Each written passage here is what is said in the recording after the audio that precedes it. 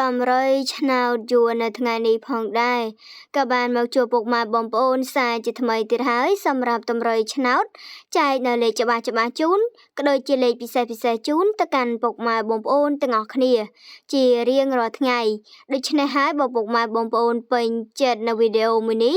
គឺសូមពុកម៉ែបងប្អូនកុំភ្លេចជួយចុច Like Subscribe ម្នាក់មួយផងក៏ដូចជាដាក់នៅសញ្ញារូបកណ្ដឹងដើម្បីទទួលបានរាល់តម្រុយឆ្នោតយួនក៏ដូចជាតម្រុយឆ្នោតអាវងជារៀងរាល់ថ្ងៃជូនទៅកាន់ពុកម៉ែបងប្អូនដែលឥតគិតថ្លៃអាវងចែកលេខឆ្នោត63អាវ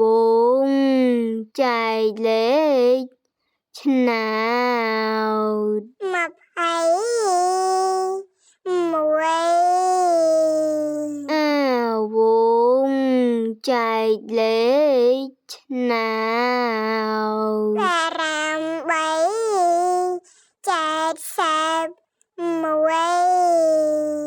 អា